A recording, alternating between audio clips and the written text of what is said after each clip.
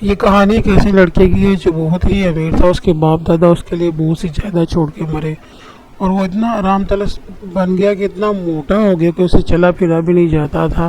اس کے ملازم ہی اس کا سارا کام کرتے تھے. ایک گاؤں میں ایک لڑکا رہتا تھا جو اربوں خربوں کا مالک تھا. اس کے باپ دادا کی اتنی جائیداد تھی کہ جس کی کوئی حد ہی نہیں ہے. وہ اکلوتا ہونے کی وجہ سے اس سارے پیسے کا ہی حقدار ٹھہرایا گیا.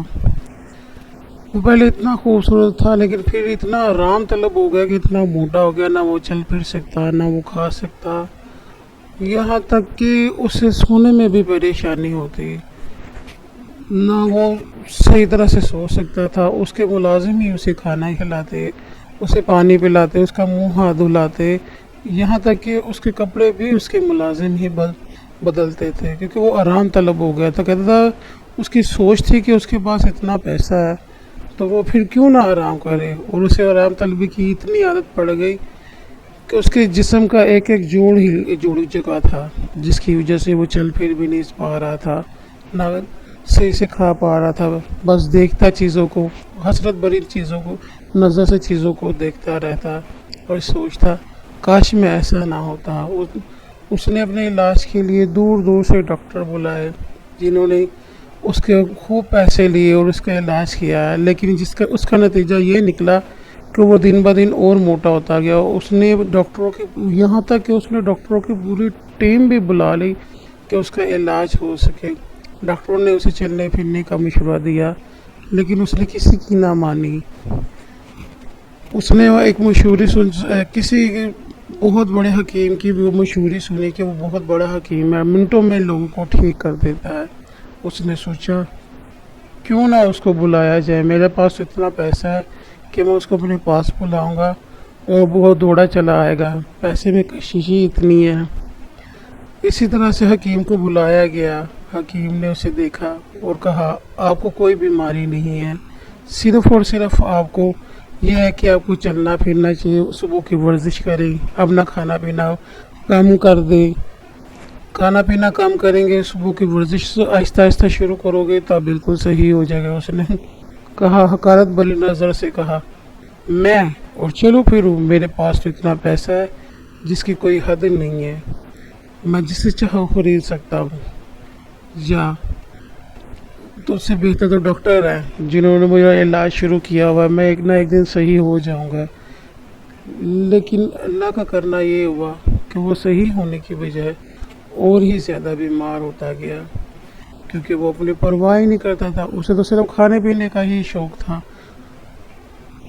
پھر کسی نے بتایا کہ ایک گاؤں میں پہاڑ کی چوٹی کے اوپر ایک بہت ہی اچھے حکیم صاحب ہیں جو لوگوں کا علاج کرتے ہیں. اب اس کی تکلیف اسے برداشت سے باہر ہوتی جا رہی تھی. اس نے حکیم کو بلاوا بھیجا لیکن حکیم نے کہا نہیں، میں کسی کے پاس نہیں جاتا، اسے چل کے میرے پاس خود آنا ہوگا.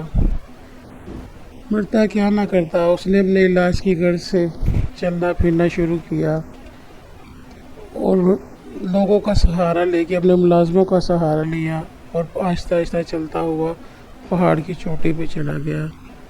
حکیم صاحب نے اپنا حلیہ بدلا ہوا تھا. انہوں نے اس کو کھانے کی شرط یہ ہے کہ تمہیں روز پیدل چل کر اس پہاڑی پر آنا ہوگا، تمہارے ساتھ کوئی نہیں ہونا چاہیے.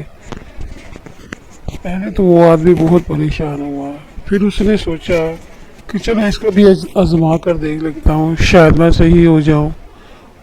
اس نے پھر گھر گیا اور دوائی کھائی اور پیدل چل کر روز صبح صبح اٹھتا، پہاڑی چڑھتا اور حکیم کے ساتھ پاس پہنچ جاتا. وہ بہت خوش تھا کہ دن بہ دن وہ صحت مند ہوتا جا رہا ہے.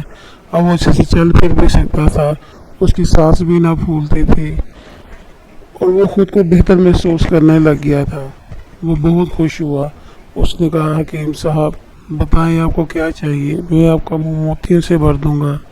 حکیم نے کہا مجھے کچھ نہیں چاہیے، آپ کا اصل علاج ہی ورزش تھا کیونکہ آپ بے تحاشا کھاتے تھے اور ورزش کرتے نہیں تھے. آپ نے شاید مجھے پہچانا نہیں ہے، میں وہی حکیم ہوں جس نے آپ کو ورزش کا مشورہ دیا تھا لیکن آپ نے سنی انسنی کر دی تھی. دیکھ لے آج خدا کی کرنی کہ آپ میرے پاس روز پیدل چل کر آتے ہو اور ماشاءاللہ صحت مند بھی ہو گئی ہو. اس لیے تو کہتے ہیں تندرستی ہزار نعمت ہے. پیسہ ہی ہر چیز نہیں ہو سکتی، پیسے سے آپ صحت و تندرستی نہیں خرید سکتے. وہ آدمی بہت خوش ہوا اور اس نے کہا آئندہ سے میں ایسے ہی کروں گا، وقت پر کھانا کھاؤں گا، وقت پر سوؤں گا اور ورزش روز ہی کروں گا.